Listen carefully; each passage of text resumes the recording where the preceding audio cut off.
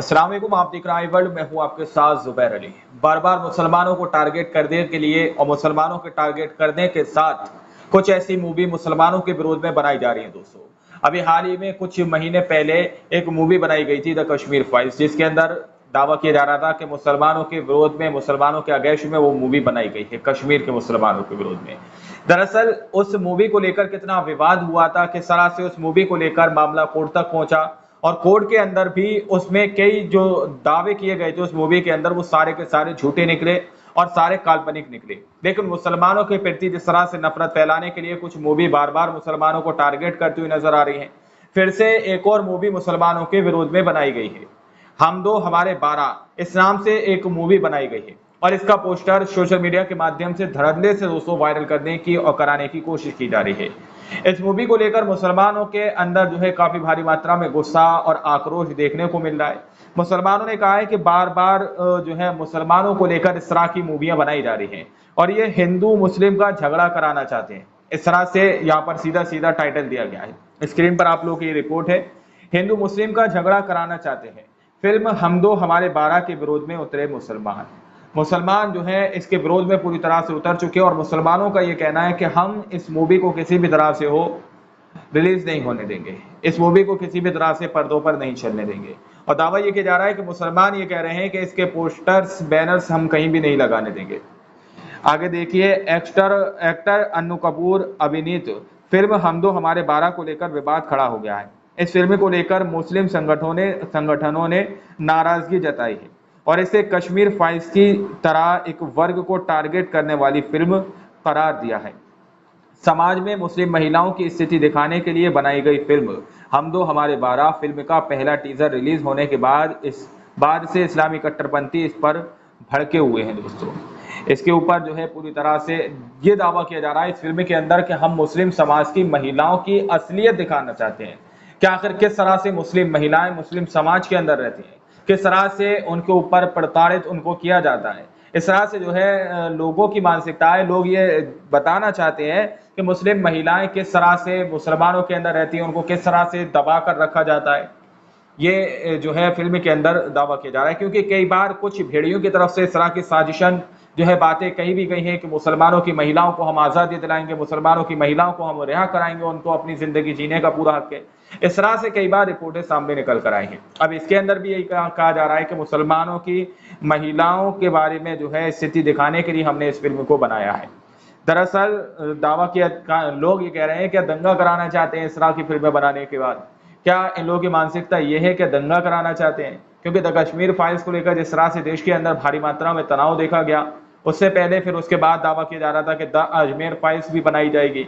तो बार बार मुसलमानों को लेकर इस तरह से मुसलमानों को टारगेट करके इस तरह की फिल्में बनाना और भारी मात्रा में पैसा इकट्ठा करना ये एक पेशा बन चुका है। हमने आपको द कश्मीर फाइल्स के अंदर भी बताया था कि ये द कश्मीर फाइल्स जो बनकर आ रही है मूवी, अगर ये रिलीज हो जाएगी तो इसके बाद बहुत सारी ऐसी मूवियां बनेंगी जिसमें बार बार मुसलमानों को टारगेट किया जाएगा। और उसी तरह की बात बिल्कुल सच साबित भी हुई है दोस्तों कि किस तरह से दोबारा से एक और मूवी बनकर आप लोगों के सामने तैयार है। अब कहा यह जा रहा है कि कई मुस्लिम संगठनों ने फिल्म ना रिलीज करने की चेतावनी दे दी है। रजा एकेडमी के संस्थापक और प्रमुख अलहाद मोहम्मद सईद नूरी ने ऐसी फिल्में नहीं दिखाई जानी चाहिए। इस फिल्म में मुसलमानों और शरिया कानून का मजाक उड़ाया गया है, हम इसकी कड़ी निंदा करते हैं। उन्होंने निर्देशक कमल चंद्रा और निर्माता राधिका जिफिस से आग्रह किया कि वह इस फिल्म को प्रदर्शित न करें, इससे देश की अमन चैन को खतरा है। उन्होंने कहा कि क्या वह हिंदू और मुसलमान के बीच दंगा कराना चाहते हैं। यह फिल्म 7 जून को सिनेमा घरों में रिलीज होने जा रही है दोस्तों। सीधे सीधे मुस्लिम संगठन जो है वो ये कह रहे हैं कि हिंदू मुसलमान के बीच आप दंगा कराना चाहते हैं। इस तरह की फिल्में बार बार बनाकर आखिर आप समाज के अंदर क्या मैसेज देना चाहते हैं? क्योंकि आप लोगों को और हमें पता है कि बॉलीवुड की फिल्में ज्यादा नहीं चल रही हैं, ज्यादातर फिल्में, अधिकांश मूवियां उनकी फ्लॉप होती हुई नजर आ रही हैं। इसलिए ये लोग धर्म का सहारा ले रहे हैं दोस्तों। इसलिए धर्म का सहारा लेकर इस तरह की मूवियां बनाई जा रही हैं ताकि जिस तरह से अभी धर्म की राजनीति हो रही है ना, एक तरफ वोट बैंक जो है तैयार करने की कोशिश की जा रही है, उसी तरह से धर्म का सहारा लेकर इस तरह की मूवी तैयार की जा रही है कि ज्यादा से ज्यादा भारी मात्रा में पैसा ऐंठा जा सके, लोगों को मूवी की तरफ आकर्षित किया जा सके। क्योंकि ये भी जानते हैं कि हम इस तरह की मूवी बनाएंगे तो इसके बारे में बाइकाट जो है ट्रेंड जरूर चलेगा, जिसकी वजह से ये मूवी ज्यादा वायरल हो जाएगी। अब दावा किया जा रहा है कि मुस्लिम समाज के लोग ये कह रहे हैं कि हम इसके बैनर्स भी दीवारों पर नहीं लगने देंगे, इसके पोस्टर भी नहीं लगने देंगे।